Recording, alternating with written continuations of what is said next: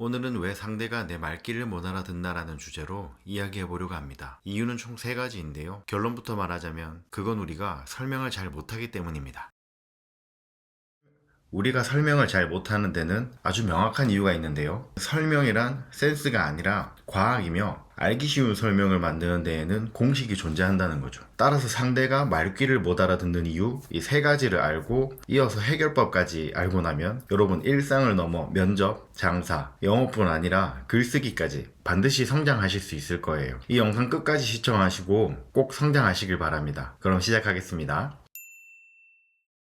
자, 첫 번째는 여러분의 말이 상대방에게 무슨 상관이 있는지 이 상대방이 모른다는 거예요. 따라서 상대방에게 이 이야기가 나와 관계 있다라고 느끼게 만들어야 상대의 의식을 포착할 수 있어요. 이렇게 상대방이 나와 관계가 있다고 생각하게 하려면 상대방이 원하는 이야기를 하는 수밖에 없다는 거죠. 상대방이 원하는 이야기는 상대방이 지금 가장 절실하게 바라는 부분, 그래서 상대방이 지금 꼭 필요하거나 혹은 나중에라도 득이 될 만한 이야기, 지금 영상에 이런 이야기처럼 말이죠. 그런 이야기를 해줘야 된다는 거죠. 여기서 저자가 권하는 기술이 바로 15초 안에 말하기입니다. 상대에게 말할 때 처음 15초 안에 흥미를 끌어야 다음 5분의 이야기를 계속 듣게 만들 수가 있고요. 그리고 그 5분 동안의 이야기가 설득력이 있다고 느껴야 상대가 내 이야기를 제대로 듣게 되거나 검토하게 될 거예요. 따라서 처음 15초 안에 전달하고 싶은 구체적인 메시지를 전달해야 하고요. 상대방의 흥미를 반드시 유도해야 합니다. 특히나 이런 이야기를 할 때에는 구체적으로 좀 언급을 해야 되는데 무엇에 대해 라는 표현은 되게 애매한 표현이거든요. 영어로 about이라고 하는데 이는 뭐뭐의 주변에 뭐뭐의 언저리 약 얼마 이라는 뜻을 지니고 있는데 이 단어 자체도 뭔가 명확하지 않은 것을 표현할 때 사용하는 단어입니다. 여기 예화를 보시면 신상품의 특징에 대해 말씀드리겠습니다. 우선 새로운 기능은 어쩌고저쩌고 이렇게 나와 있지만 신상품의 특징에 대해라는 거는 기억하기가 힘들다는 거죠. 반대로 지금 쓰시는 물건보다 3가지 뛰어난 장점이 있습니다. 이 상품을 꼭 사십시오. 이렇게 지금 쓰는 물건 보다 뛰어난 장점 3가지 구체적인 용어를 사용하게 되면 상대방의 이목을 그 전보다는 확실하게 끌어당길 수 있습니다. 보다 구체적인 예를 하나 설명해 드릴게요. 잘못된 예를 먼저 보여드릴게요. 템플릿 제작 발주를 해주셔서 감사합니다. 그런데 부장님이 납기를 9월 25일로 앞당겨 줄 수 있는지 문의하셨는데 조금 힘든 부분이 있습니다. 아직 2달 정도 남았다고 생각하실지 모르지만 8월에는 학위 휴가도 있고 물론 휴가를 반납하고 해볼까도 생각했지만 그래도 일정을 맞출 수 있을지 의문입니다. 임시로 파트타임 근무자를 고용하면 어떨까 싶은데 그러려면 추가 예산이 필요한 것 같아요. 어때요? 무슨 말 하는지 아시겠나요? 모르겠죠. 이런 것들이 횡설수설의 대표적인 사례라고 할 수 있는데요. 사전에 설명이 너무 길다라는 문제점이 있고요. 납기 기한을 연장해 주길 바라는 건지 아니면 예산을 늘려주길 바라는 건지 요점을 정확하게 알기 힘들다는 단점이 있었어요. 요거를 좋게 바꿔볼게요. 일전에 의뢰하신 팸플릿 제작에 관한 건입니다.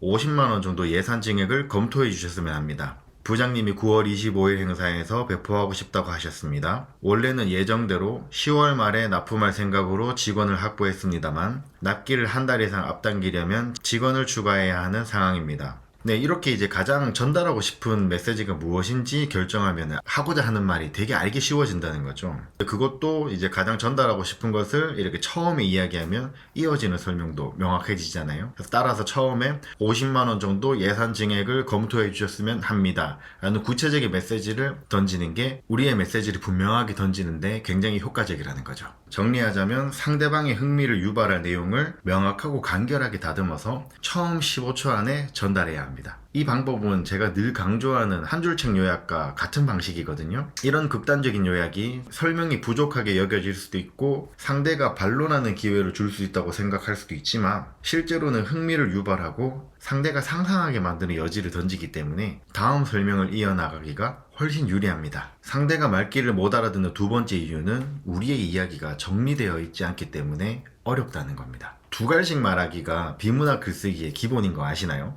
그리고 이 2갈씩은 의사소통에서도 마찬가지 기능을 하고 있어요. 저도 일상에서 그래서 하고 싶은 말이 뭔데 이런 말을 되게 자주 들었는데요. 바로 결론을 이야기하지 않았기 때문이에요. 결론을 바로 말하지 않는 이유는 내 이야기를 뒷받침할 이유와 근거가 준비되지 않았기 때문인데요. 저자는 이야기를 정리하는 효과적인 방법을 하나 소개하고 있습니다. 여러분이 이 방법을 익히게 된다면 이전의 자신과는 완전히 다른 대화법을 구사하실 수 있을 거예요. 이 방법이 바로 뭐냐면 TNPREP, 일명 템프랩이라고 합니다. T는 테마를 뜻하는데요. 상대방에게 앞으로 이런 이야기를 하겠습니다 라고 알려줘야 상대방이 그 정보를 머릿속에 넣기 위한 이 뇌내 공간을 마련을 하게 돼요. 이 공간이 마련되어 있으면 그 공간에 이야기를 담을 수가 있는 거죠. N은 넘버를 표현하는데요. 하려는 이야기의 분량이 얼마인지 명확하게 한다라는 거죠. 앞서 제가 뇌내 공간에 대해서 이야기했는데 이 공간은 이야기의 수만큼 필요하다고 보시면 돼요. 이렇게 이야기 개수를 정해두면 할 말을 정리하게 해주는 효과가 있기 때문에 우리 스스로도 횡설수설하지 않고 딱 필요한 말만 하게끔, 또 상대방이 경청하게끔 만들어주는 필수 요소라고 볼 수 있습니다.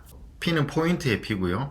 요점과 결론을 의미하는데요. 첫 번째 이유에서 15초의 법칙에 대해서 간단하게 설명했잖아요. 그거에 대한 구체적인 사례를 제가 한번 설명해 드릴게요. 앞으로 마이너스 금리가 일반 가정이 가기에 어떤 영향을 미칠지에 대해 말씀드리겠습니다. 중요한 포인트는 세 가지입니다. 현 시점에는 첫째, 예금 금리 저하, 둘째, 주택 대출 금리, 셋째, 보험 상품 금리 저하라는 총 세 가지의 영향을 미칠 것입니다. 자, 이렇게 구체적인 주제와 수와 결론을 모아서 15초 안에 말을 하는 거 포인트의 핵심적인 요소라고 보시면 될 것 같아요. 이야기를 하다 보면 주제와 다른 방향으로 이제 색이 마련이잖아요. 이런 요소들을 먼저 선포하고 나면 이야기가 다른 방향으로 새도 언제든지 주제로 돌아올 수 있는 강력한 대화의 시작법이라고 볼 수 있어요. 그리고 결론부터 말하면 뭔가 부족하다는 생각이 들고 상대에게 반론의 여지를 남기는 것 같이 느껴질 수 있는데요. 그러나 일단 결론만을 의식해서 이야기해보는 그런 습관을 들이셔야 해요. 보충 설명과 반론은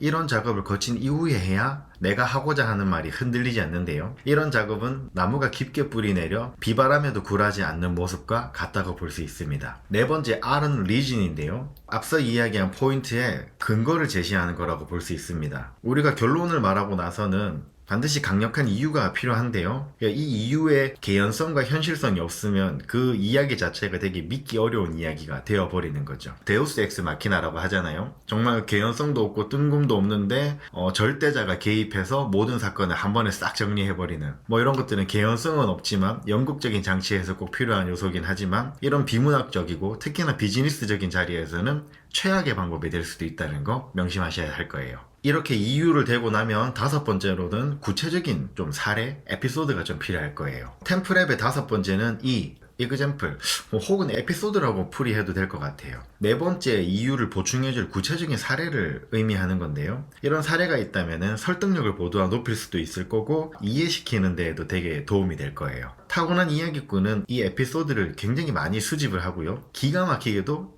이 타이밍에 이야기를 한다는 거죠. 아무리 좋은 이야기를 많이 가지고 있어도 이게 주제도 결론도 없이, 바꿔 말하면 맥락 없이 이야기가 시작되면 상대방이 집중하지 않게 될 거예요. 제가 이전 영상에서 스토리텔링에 대해서 말씀드렸는데요. 아무리 끝내주는 스토리텔링을 가지고 있더라도 이런 타이밍에 맞지 않으면은 완전 갑분싸 되는 겁니다. 제가 이 책을 바탕으로 전 영상이나 글들을 보니까 썸네일과 영상, 그런 주제가 통일지지 않다는 거를 발견했어요. 심지어 영상 자체도 주제가 흐릿하다는 걸 알게 되었는데요. 굉장히 좀 부끄럽기도 하고, 그래도 또 이렇게 좋은 책을 통해서 오늘도 한 수 배우고 성장하게 되는 것 같습니다. 자, 템플랩의 마지막 여섯 번째는 P, 세 번째의 포인트를 반복하는 거예요. 결론을 반복한다라는 건데요. 지금까지 이유와 구체적인 사례를 들어서 말했다면 상대방의 관심이 여러 군데로 이제 분산이 되어 있을 거예요. 이 결론을 말하기 전에 에피소드를 2개에서 3개 정도 말했을 거기 때문에 뭔가 정리되지 않은 상태일 거라는 거죠. 결론 반복을 통해 흩어진 관심사를 한자리에 모아서 상대방에게 다시 한번 주제를 강조하고 각인시키는 역할을 할 겁니다. 이 템플랩 법칙은 우리가 말할 때도 효과적이지만 반대로 상대방의 말을 들을 때나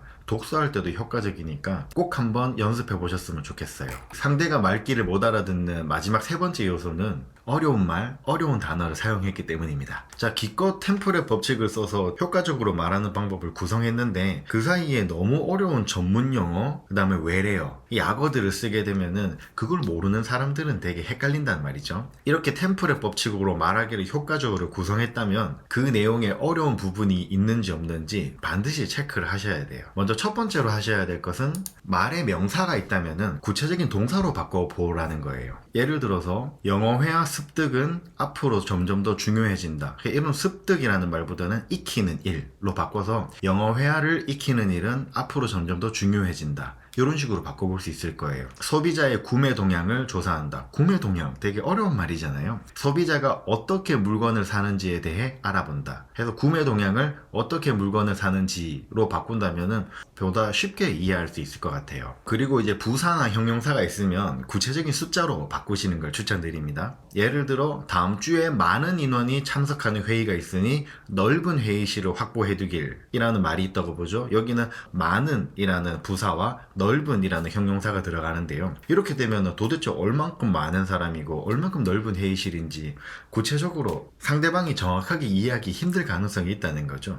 반대로 다음 주에 25명 내외의 인원이 참석하는 회의가 있으니 30명 정도 들어갈 수 있는 회의실을 확보해 두길 이라고 상사가 전달했다면 명확하게 받아들일 수 있겠죠. 또 나아가서 영어나 외래어, 약자는 되도록 쓰시면 안 됩니다. 학생들 혹은 비즈니스 현장에서만 쓰이는 그런 용어, 약어들이 있는데요. 이런 용어, 약어들의 가장 큰 문제점은 보편적이지 않다는 거죠. 학생들이 약어를 쓰고 이제 직장인들이 비즈니스 용어를 써서 둘이서 대화를 한다면은 전혀 대화가 안 되겠죠. 문제는 이런 용어에 익숙해지게 되면 그거를 대체할 수 있는 언어를 점점 잊게 된다는 점이고 그 말을 꺼내는 게 점점 어려워진다는 거예요. 학생들이 약어를 쓰는 대표적인 이유가 어른들과 자신을 구분짓기 위해서 쓰는 건데요. 학생들끼리 학창 시절에 그런 이야기를 쓰시는 거 좋지만 사회에 나오게 되면 우리가 상대해야 되는 손님들, 그다음에 상사들, 그 밖에 이제 나보다 높은 직급에 있는 사람들과 이야기하기에 그 단어를 쓰는 데에는 큰 한계에 봉착하게 될 거고 언젠가는 고쳐야 되는데 그 고치는 시간이 생각보다 오래 걸릴 거예요.